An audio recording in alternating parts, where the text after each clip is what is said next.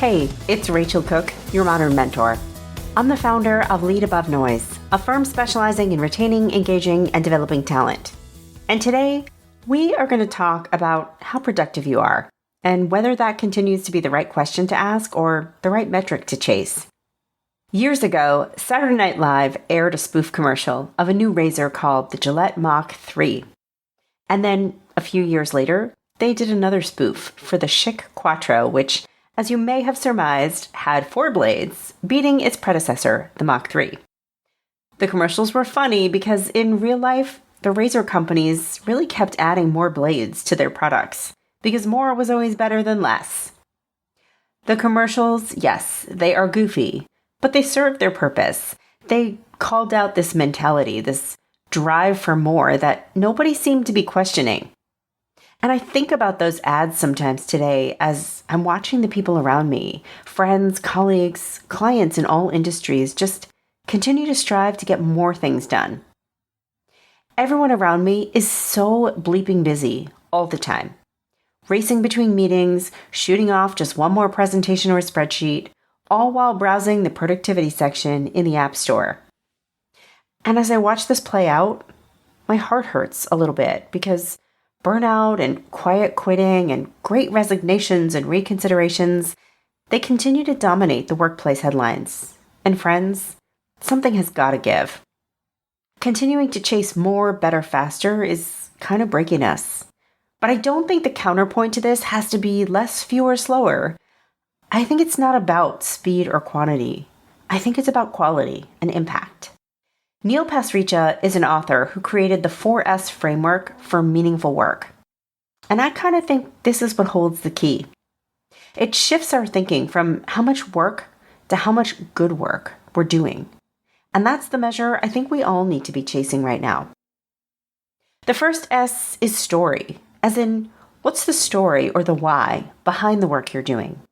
Like, who's counting on you to deliver something, and how do you most enjoy making that happen? Having clarity here really helps us be more productive in impact over output. Because getting one super important thing done matters so much more than doing a dozen busy things. In the earliest years of running my business, I was often guilty of working all hours to churn out decks and meeting designs and to do research and read business books and be active on social and write newsletters and stay in touch with my entire network. I felt exhaustion in my bones. But in more recent years, I've really stayed close to my story or my impact. I'm here to help companies craft amazing employee experiences that empower and excite and unleash the full potential of their teams. My work helps teams thrive and businesses achieve results. And keeping this top of mind helps me to make better choices about what I create, what I learn, and who I give my time to. So now it's your turn. What's your why? Who's counting on you to deliver what impact? And how can this clarity infuse a little more intention into what you do and maybe into what you don't? Next, we've got structure. There's this quote I love that goes something like this: "Show me your calendar and I'll tell you what your priorities are." In other words, you may know what impact you strive to deliver, but does the structure of your day reflect that? Friends, this is about making and holding time for the things that really move you forward. So be honest, how many times have you canceled a coffee date or skipped a workshop because another meeting hit your calendar? Listen, no judgment. I have been guilty of it. But with very rare exceptions, because in real life, there are always exceptions, I treat my networking, my learning, my personal development time, as well as the start and end times of my day, as actual commitments that are as worthy as meetings. I appreciate that not everyone is fully empowered over their day. Your boss may simply tell you there's a meeting at 3 and you are expected to clear your calendar and attend. But I also believe you have a responsibility to be proactive, to let your boss know what impact you're striving to deliver, what skills you're hoping to learn, and how those skills will add value to the team. Then ask for permission to hold windows and set boundaries. Assure your boss that your colleague will be in that meeting and can deliver an update on your behalf while you attend this workshop on how to maximize client revenue, which, of course, will serve the team's goals. S number 3 is stimulation.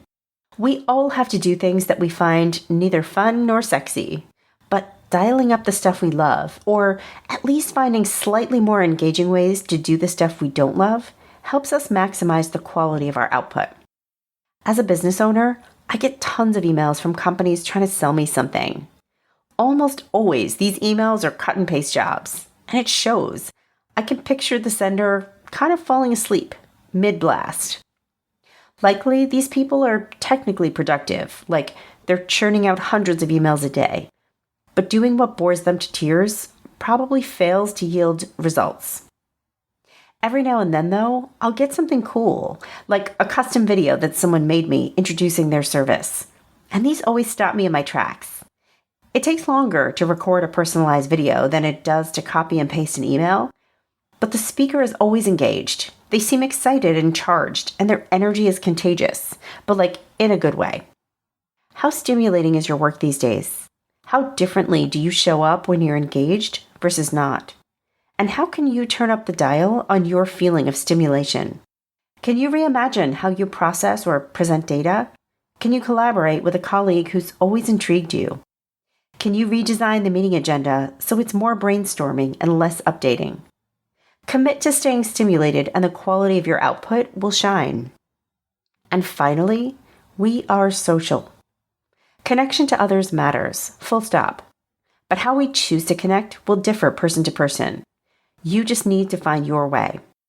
I often bring partners into client engagements with me, not because I can't do the work alone, but because I know I'll enjoy it more and I'll learn more along the way, and my end product to the client will be enriched by my collaboration with another thinker.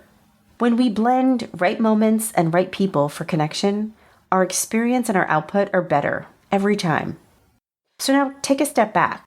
The next time you feel inclined to hustle, grind, and just get one more rep out, take a look at your 4 S's. Are they all dialed up to where they should be? How can you amplify the quality of your results and your experience rather than just churning out a little bit more? Join me next week for another great episode. Until then, visit my website at leadabovenoise.com if your organization is looking to dial up its employee experience or deliver some leadership development that activates change. You can follow Modern Mentor on Apple Podcasts, Spotify, or wherever you listen to podcasts. Find and follow me on LinkedIn. Thanks so much for listening and have a successful week. Modern Mentor is a quick and dirty tips podcast. It's audio engineered by Dan Farabend with script editing by Adam Cecil. Our podcast and advertising operations specialist is Morgan Christensen. Our digital operations specialist is Holly Hutchings. Our marketing and publicity assistant is Davina Tomlin. And our intern is Cameron Lacey.